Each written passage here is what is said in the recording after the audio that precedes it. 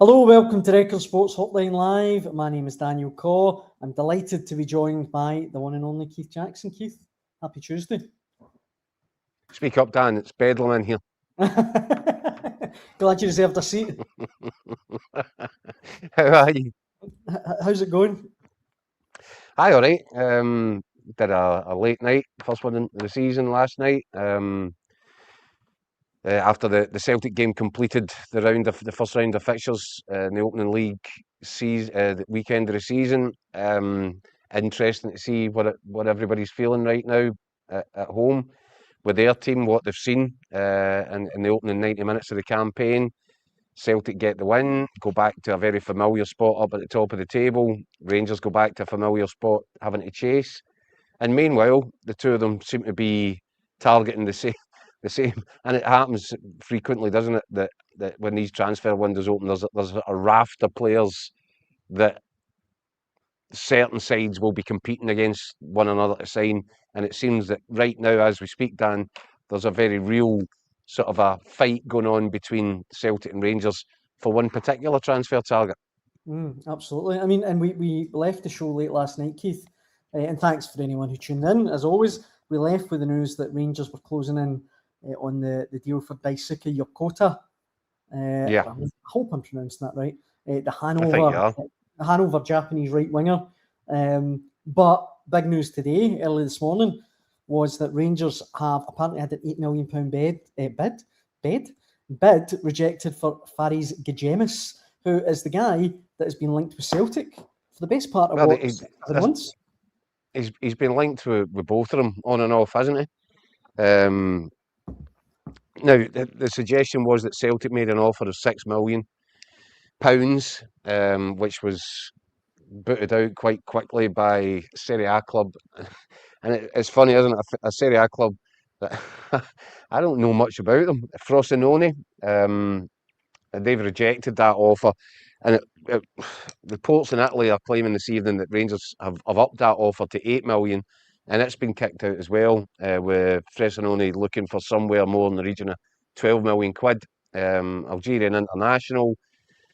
I must admit that when you look at the track record of the Japanese player, Daisuke Yokota, that looks to me very much like Rangers have got a list of players that will give them different dynamics and different options in wide areas. And they think that one would be probably the easiest of the potential targets to press the button on and get it done ahead of Europa League qualification starting on Thursday night in Poland. I wonder if that's the case. I wonder if there's also other options that Rangers are exploring. And then, you get the news reports coming through, certainly from Italy tonight, that an offer, a big substantial offer, has been made for Ghedjemis. Now, that really should, I think some Rangers fans might be a wee bit surprised at the size of the number that we're talking about here, but they shouldn't really be, because when you consider that they had an offer, a set in stone, it would have been around about £7 or £8 million for last season, for the Danish winger whose name is escaping me now. That's how much an impact he made. Skov Olsen. No, Skov Olsen. Oh, Skov Olsen. So if you remember, if Skov Olsen had been a success in Glasgow, then Rangers would have had that option to go in at that sort of level of spending at the start of the close season. They chose not to do it, but that was an indicator that they will have money to spend on the key areas in the pitch. I'm surprised it's taken them this long. I'm surprised because they're coming under a bit of fire now, the Rangers recruitment department, and understandably so. But it seems they are responding by trying to get some bodies into the place ahead of, certainly, Yokota looks as if that should be done. We're actually just awaiting confirmation on that. It appears as if a deal has been done with Hanover, and the personal terms seem pretty much to have been thrashed out and agreed upon. So you'd expect that one to get done. But I must emphasise, I don't think this will be the end. I think that Derek McInnes will be looking to further his options and further his choices in these kind of wide and attacking areas, because that's what he's crying out for. By the way, let's not forget, he also needs cover at left back. He also could do with at least one centre half. So there's so much still to be done. And Martin O'Neill, as we've been saying now for, I think, last couple of weeks, the two of these managers, as the clock was ticking down towards the start of the domestic season, neither of them was in a particularly comfortable place, and they've still got loads of work to do. So it's going to be really interesting, especially when you get these sort of scenarios which come up when you've got two of them actually trying to bid against each other for potential targets. I'm not sure that either of them will be, knocking each other out the way to bid £12 million for Ghedjemis. But Rangers are getting close if they're getting up towards the 8 million, which is what, near 10 million euros. Significant sums. Yeah, absolutely. And you wonder what the Celtic response is to this. I'll come to that in a wee minute, Keith, but we've got some comments that are coming in, and if you want to get involved, please do so. Mark is one of a few people saying, Keith, where are Rangers getting all the cash from? And I know you've just explained it quite well there, but I would throw in as well, you look at Tokyo Chukwueze and Ryan Nadiri in January, what between them, what's that, £8-9 million? I mean, this summer, they've got Pandur's come in, Dragojevic has come in, Macanya's a few million quid. If they were then to spend 8 million on Ghedjemis and then 3.5 on Yokota, it's a lot of money. It's a big outlay. Well, I think look, we're going to split hairs here, but I think Yokota is less than, Yokoto is less than £3 million. But it's still the vast majority of it. It's about 2.75, I think. Yeah, it's money. It is substantial, but as I said to you, the money had been sort of ring fenced for Skov Olsen. Had Skov Olsen showed up for his work last season, they would have probably done that deal anyway. So look, they'll need to balance the pounds. There's no doubt about that. But they do have an ongoing situation with Nico Raskin. I know that Raskin has been named in the squad, but unless I've missed something, I haven't seen any sign he's actually bothered to come back to Glasgow yet. So that would be a bit of a worrying scenario, because it's actually quite a long time. I think that Belgium's last game at the World Cup was against Spain, and that would have been at the start of July. So that's a good month he's had off. I saw Lionel Messi going back and coming on off the bench for Inter Miami the other night, having made it to the final at the age of 39. So that starts to look like a bit of a problem for Rangers. Somebody needs to put their foot down somewhere with Nico Raskin and establish what exactly it is that's going on. But certainly, you would think at market value, the sort of prices that people are paying for guys of Nico Raskin's level, having had a really impressive World Cup with Belgium, you would think that Rangers would be able to balance off a lot of whatever spending they've got to do this summer on a sale like that. But yeah, he'd need to come back into the country first, wouldn't he? So we're actually getting to the nitty gritty bit now, aren't we? These next 2 or 3 weeks are going to determine what these squads look like going in then for the big run towards January and the next shot at a transfer window. But a season can be broken or made in that run between now and Christmas. So there's not a lot of time to spare, and a real emphasis now on sorting out squads, whether it's ingoings, outgoings, and giving both Martin O'Neill and Derek McInnes a definitive squad with which they're going to have to run for the next few months. Yep. Rangers is okay, says in the comments, we've only really spent around £4 million net so far with the players we've sold, and the likelihood of Raskin going too. We are going to get a few big signings, and we'll need them in the final third. Just before we move on to the Celtic side of things, Keith. Do you know what I'll do? Do you know what I'll do, Dan, to throw it out there to any Rangers fans watching? If it was your choice, what do you do with Raskin? Right. One, I think you would encourage him to come back to the training ground some point soon. Clearly, he should be on the plane going to Poland because he's in that squad, you would think. But if you were Derek McInnes, Rangers fans, would you be trying to talk him out of leaving? Regardless of what money you can bring in for him, would you try and talk him into staying? Because he's a really talented boy. And Rangers are crying out for really talented football players right now. Yeah, it's a good point. I mean, Singing the Blues immediately says sell him. And there's Yeah, a few thought people in the that might be comments. the answer for. Hi, there's a few people in the comments saying that he's been back. Apparently, he's been back already at training. I was like you and thought he hadn't been back yet, but who knows? But if they are to sell him, Keith, what is a fair price? I've seen 20 million Well, put it floating this way: about. if he's back, then he's just back, and it was a hell of a long extended break that he gave himself.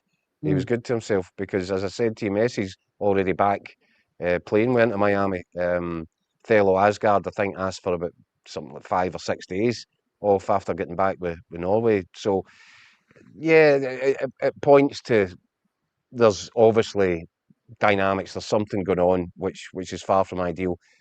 But I keep coming back to if you can get Nico Raskin sat down and have a conversation and you feel that he's motivated and he's committed, he's a really good football player. And I think Rangers will do really well in the transfer market to find a replacement that's as talented as him in the centre of the pitch, even though they've obviously brought in a few and they're really, the squad is, I was going to say lopsided. I don't know if you can be lopsided when it's bloated in the centre.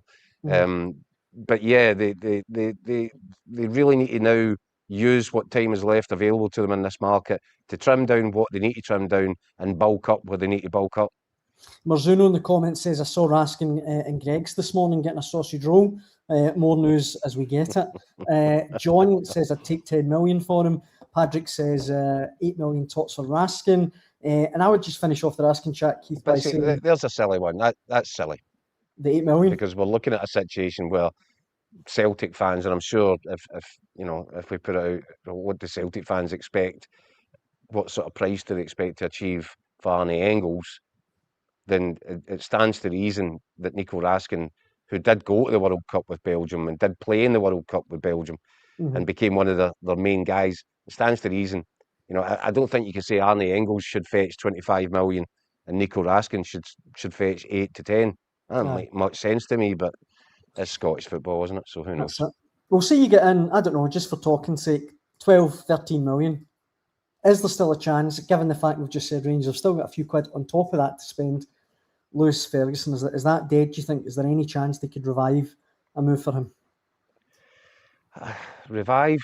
Look, it's something that they've been talking about. There's no doubt about that. And I'm sure that Derek McInnes would bite your hand off for Lewis Ferguson. But I think the economics of it make it really difficult.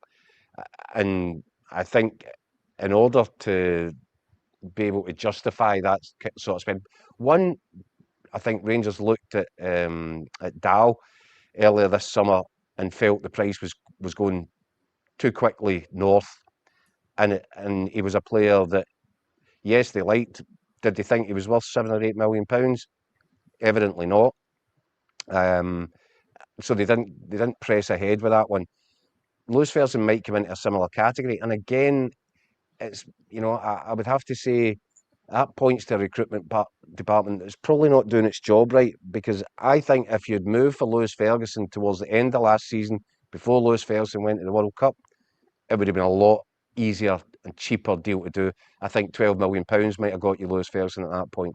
I think that subsequent to the World Cup, Italiano has left Bologna, and he was the guy that was didn't seem to be too determined to have Lewis Ferguson in his starting lineup week after week. That situation has changed at the club. They are putting a premium on him after his World Cup. So what might have been able you might have been able to get for 12 million quid at the tail end of last season, you're probably now going to be looking at 17 or 18 million quid. Yeah. That's a lot of money. It's a lot of money. And Lewis Ferguson, I really rate him as a player. If Rangers or a Celtic are going to spend 17, 18 million pounds, you're actually wanting the full package at that point, aren't you? You're really looking for a player that's going to dominate games, that's going to win games, that's going to come up with magic moments. I like Lewis Ferguson. I'm not sure that I like him for 17 or 18 million pounds. I think if Rangers had moved more swiftly, they might have been able to get him for closer to 10 or 12. That would have represented a good bit of business. Yeah, and Marzuno makes a fair point. Do you really want to blow your whole budget on a holding midfielder? Even though he's a very good one, but it's a fair point. But that's the point. I think if Derek McInnes is assessing what he's got at his disposal right now and what he doesn't have, I think it's pretty clear that difference makers in the final third will be the key for his happiness between now and the end of this window. Yes, he needs defensive cover. I keep coming back to it. You've got Celtic and Rangers both in the market for left back cover, and neither of them has decided to ask Motherwell about Longillo. I find it staggering. But there you go. You probably pick him up for a song relative to some of the other prices that people are paying just now. But yeah, Rangers could do with defensive cover. But I think key now for Derek McInnes is putting some bells and whistles on the attacking third of his side. He desperately needs it. He desperately needs pace. He definitely needs creativity, a bit of craft in the final third. We've got some plenty of Celtic reaction coming in as well, Keith, off the back of last night's game. Let me hit you a few of these. Ross writes in saying Celtic were abysmal last night. Engels, Nigrin, Yang not good enough. AG goes to left back because we don't have another left back. We seriously have major issues ahead of the Champions League qualifier. Michael says the lack of links to players for Celtic is concerning. This one from William, he says Celtic were nothing special last night. They were bang average. And Michael again actually says, I wonder what happened in the meeting with Martin and Michael Nicholson today. And just going back to the Ghedjemis stuff that we kicked off with, Keith, I mean, Ghedjemis is a player that Martin O'Neill's name-checked in 2 consecutive transfer windows now. He mentioned him personally in January, and then the other day, saying he thinks we're getting really close. Well, that's what I was going to say. That's a little bit alarming. That's a little bit of a flashing red light there. If Martin O'Neill was in front of the media towards the tail end of last week saying that he's fairly confident that they're getting really close to getting a deal done for Ghedjemis, well, how does that compute if the Italian club is looking for twice the amount that Celtic made the offer? Look, it's Celtic, it's the transfer window. You don't expect things to make much sense. We've all become accustomed to that. But that seems strange. Feels to me almost like a breakdown of communication. And if they thought that was really close, and Rangers then subsequently go in with an offer that was £2 million richer, so we're being told, and that one gets kicked out as well, then how close did Celtic really believe themselves to be, and for what reason? I would throw in as well, Keith, if Rangers are making a bid, I mean, we know how modern transfers work. You'd probably assume, and I'm only assuming, but someone at Ghedjemis' end has encouraged them to make that bid. I don't think they just make a bid cold, hoping it gets accepted. I could be wrong, but... No, you're probably right. You're probably right. Look, with these things, Celtic have already done it. Another one, Mika Bauer. I mean, that's about 2 weeks ago that Celtic, the reports were saying that the personal terms on that one were just about thrashed out, ironed out, signed and sealed. It was then just a case of negotiating with the club on a price. Yeah. And yet, here we are 2 weeks later, and he's nowhere to be seen. So, yeah, it's not been impressive from either of the big two so far this summer. Somebody will emerge from this window with the upper hand. And, from a Rangers perspective, Derek McInnes will hope that if it's his department that get the upper hand, that will increase his chances of doing something dramatic this season. Martin O'Neill, I think he might be worried that he's looking at his department saying, well, there's no great worry here. Rangers are not pulling up any trees in the transfer market. We don't need to, because that has been almost the Celtic approach. We just need to be a little bit better than Rangers. Just good enough to win the title. Whereas the fans, they've voiced their frustration because they're looking for signs of ambition. What did we say? I sat here a week or so ago and was really complimentary at the Celtic board for showing the ambition to go and get Casper Who on the back of getting Duran, that £17 million. It had taken longer than it should have done to get that business over the line. But it was done, and it was significant numbers. And I said, that's really quite impressive. It's a good sign. It's a great starting point for this Celtic board to try and kind of win back a bit of love from their own supporters. The fact that it's now gone back into, cold storage, the whole transfer machine, since that period, when I really expected that Mika Bauer would be, that should have been that should have taken a few days at that point after the Casper Who deal was completed. Bauer should have been the next in the door. And Hassim Hassan, another one that's been going on for what seems like an eternity. Mm-hmm. I really thought that before Celtic kicked off against Dundee on Monday night, given that Celtic had shown a little bit of ambition and there had been a bit of urgency about the transfer dealings, I would have thought the way to really kind of cement a better relationship with the supporters would have been to get these two deals done ahead of Dundee, and I think they would have bought themselves, a lot of goodwill and a bit of breathing space, badly needed breathing space. We're repeating ourselves, but we said it on last night's show. You take out probably Engels, probably Hatate, maybe Johnston. You're looking at a whole new midfield, a right back. A couple of people in Marzuno there saying Duran looked like Bamboo on ice on the right, which is fair. So you probably need another right winger. I don't know. It just seems like the list is never ending. And one of the comments there from Michael saying there's not even any links with any players. The lack of links is concerning. And okay, they could pull it out the bag and all of a sudden sign. But that can be good and bad, can't it? That can be good. Look, you've got nosy guys like us who make it our business to kind of rummage about and find out what we can find out.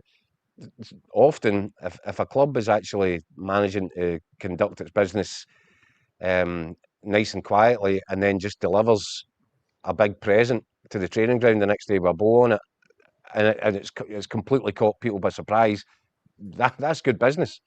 The trouble is that I'm trying to think off the top of my head. I can't remember the last time. Well, maybe having said that, Yakoto was one. There was a guy that nobody had really heard of any links with him. But I wonder how far down he was the sort of list of kind of top targets for Rangers. I think it's just one that they've went and they felt it might be quick enough to be able to activate it and get it done. That's not to say he won't prove to be a decent signing. He looks okay. He's certainly got pace, and they're crying out for that. There's a bit of trickery. I think his end product is questionable, but he has scored a few spectacular-looking goals. So, they might want to watch there. Who knows? But that doesn't, to me, feel like the sort of marquee stuff that I'm sure that Derek McInnes is hoping that his recruitment department will provide him with. And I'm sure that Martin O'Neill feels much the same way. That was the other one. Sorry, last sort of Celtic transfer bit, Keith. But Cetic is now signed for Houston Dynamo. And we talked on the Record Celtic podcast the other day with Michael Gannon about this, and he's kind of surprised me. He was very much in the opinion that he wouldn't have gone anywhere near Cetic. He's too injury prone. You can't give him a 2-3 year deal, no chance. To me, it kind of felt like, a guy that's proved he can do it for Celtic, a good player. He's only needed a certain amount of time because Tierney's there. I felt like it was a no-brainer, but maybe I'm wrong. What do you think? I think a lot of Celtic fans feel that way about Cetic as well. But I'm going to see your Cetic and raise you a Longolo. Aye.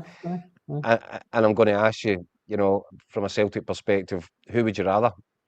I think if you look at physical profile, if you look at what Longolo adds to the team going forward, potentially, and price, because I think you would be able to do a deal with Motherwell without having to get into the sort of numbers that were involved in Cetic, even though I don't think, there's nothing about the expense of the Cetic deal that should have meant that Celtic weren't able to complete it. That's absolutely obvious.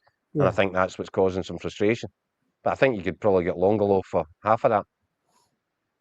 That's an interesting point, and if you're watching, let us know your thoughts. Who you go for in that kind of backup? I feel as if I'm banging Big Longolo's drum a little bit, but you get a commission.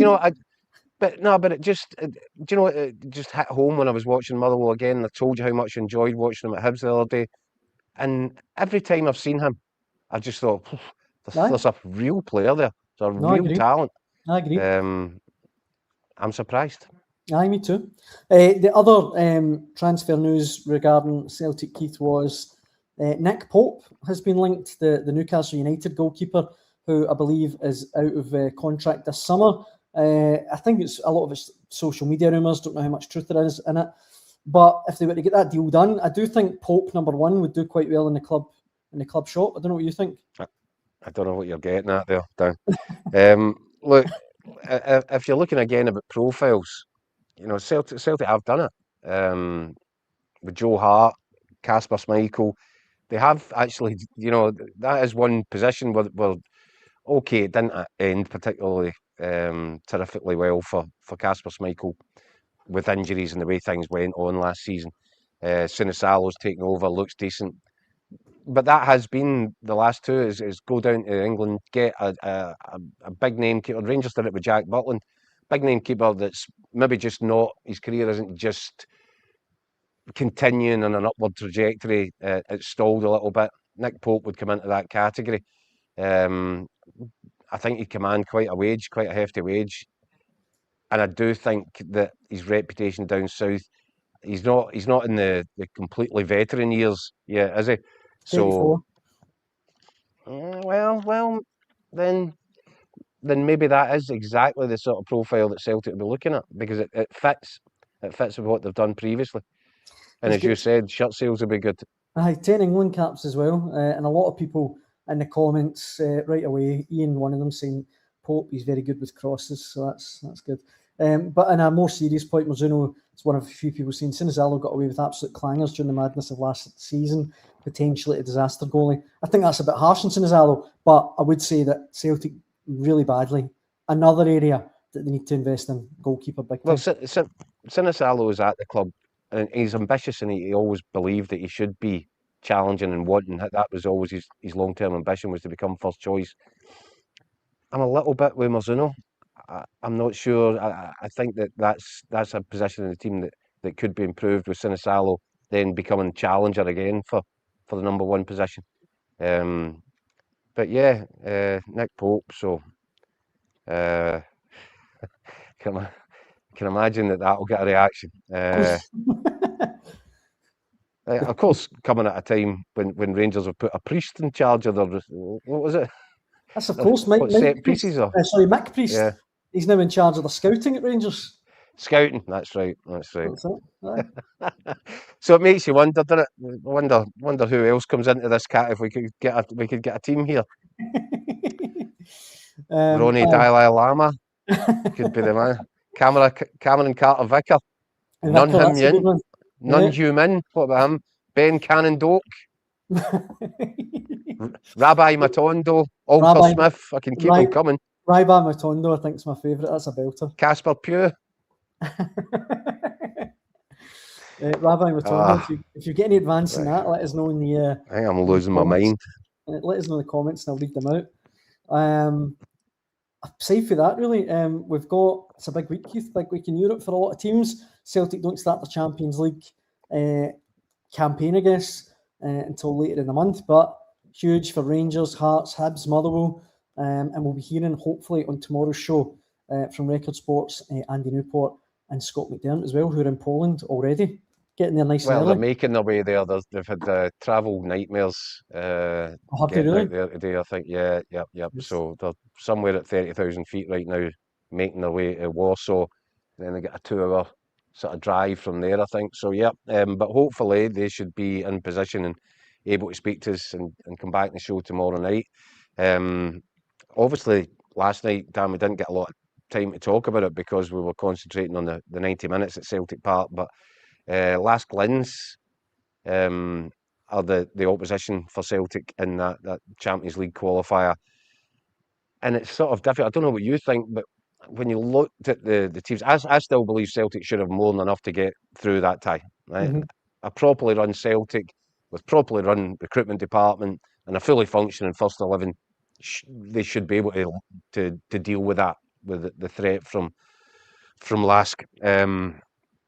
But I wonder what it's going to look like in a couple of weeks' time, because these, as we know from Celtic's previous experiences, in these qualifiers, they can be real banana skins in there. You would look at all the potential teams that Celtic could have got. I would have personally said Celtic in a good place should be able to wipe the floor with any of them. I'm not too sure what that's going to look like. And again, that comes back to the recruitment department. And can you get deals done? Can you get guys out the way, guys in the way, and give your manager a fighting chance? Not send them into these games with one hand tied behind his back again, because we know what the backlash is going to be like, and it'll be brutal if Celtic go out again. Brutal. Their first game against Lask is on the 19th. The first leg is at home at Celtic Park. I think I'm right in saying the deadline for it is the Monday, Keith. I think I'm right in saying. I could be wrong on that, signing I players. think the registration deadline, I think, is about the 14th. Right, That okay. fit. But then with these early rounds, I think there is the possibility to change and add 2 players right up until, I think, 24 hours before the kick-off time in these rounds. So it's not quite nailed down, but do you know something? You can't be waiting for 2 guys with 24 hours to go. So that there is an onus, there is a necessity for some sort of urgency between, I'm going to say between right now, yesterday, 2 weeks ago was the time for urgency. So people need to, you've got one job, you should really try and do something about achieving it. Rebel makes the point in the comments that Lask got 4 points in their whole Conference League last year. Surely Celtic wins that, Keith. He says she agrees. I mean, look, I agree with that as well. But then again, Lask are the Austrian champions. We just saw what Stone Gratz did to Hearts. And this is the last season as well, Keith, that the Scottish champion gets in at this playoff round. So it's even more important than usual that Celtic make the most of this, because who knows what's going to happen in the future. And like I say, whoever wins the Premiership this season, they're not going to be in the playoff round automatically. Well, never mind the future. Don't even think about that. We've made a bit of a mess of our coefficient over the years. Nobody but ourselves to blame for that, the Scottish clubs, and it's sad. But let's not pretend for a single solitary second, Dan, that anybody's looking any further than this tie, this season, this Champions League campaign. That's where Celtic's focus has to be. I said last season they'd kind of adopted the short-term FC approach, and if it was the case that was the way they were having to strategise it last season, well, it's on steroids this season. It's even more the case now. It is all about short-term FC, and the next kind of bit of short-termism is get players in the door that improves Martin O'Neill's first 11 and fills whatever gaps might be left in it, so that he's at least as well equipped as he is today for these games, which means so much. And we know what the ramification and the backlash will look like if the board are seen to have let a manager down once again at this crucial stage. And the Celtic board must know that. I'm sure they must know it. Yeah. If you tell me they haven't seen the banners, they didn't hear the noise. The chanting started again last night after 68 minutes. The anti-board stuff that there had been a bit of a truce towards the end of last season, just to let Martin O'Neill and his players get on with trying to rescue something from the campaign, a bit of a salvage mission. He managed it. It wasn't ever peace in our times, but the noise level dropped. The noise is starting to crank up, and it will get deafening unless Celtic board are seen to be doing their jobs properly over this next. I'd say the next week is critical for them. Yeah. And even then, you're pushing it, because if you're bringing in players in 1 week from now, is that giving that player or the manager a realistic chance of getting them bedded in to the team and ready for the size of the games that are just ahead? It's already late. It's already really late. So it really is something. These deals, as I said, they should have been done 2 weeks ago. There is no time to mess around now. If Celtic have got players in their mind, if it's a Mika Bauer, for example, or Hassam, do you know what, guys? This is not the time to mess around. Okay, you might not want to sign a cheque for a few £100,000 or £1 million more than you think would be a fair and reasonable price, but these are not fair and reasonable times. You're just going to have to swallow it, hold your nose, sign the cheque, and get bodies in, because Celtic can't afford to stand still. Never mind be seen to be moving back the way. And there's a danger with the interest in some of their key players right now that this could be a summer of moving backwards. Yeah. And that is inconceivable. Let me one more visit to the comments, Keith, before we wrap up for tonight.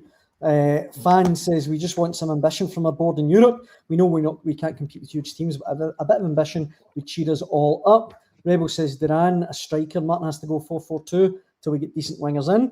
George says Raskin's going to the wire. Teams no Rangers want money, so they're holding off. Don says Celtic linked with a Croatian goalkeeper since the start of the window, but like everything else, can't get a deal done. Chris points out Cetic had a 60-40 ownership. Celtic would never touch that in a million years. And Harry says Rangers should forget Europe and concentrate on the home league. And just finally, Control Alt Left I says, think Harry's right there. you might have a point now.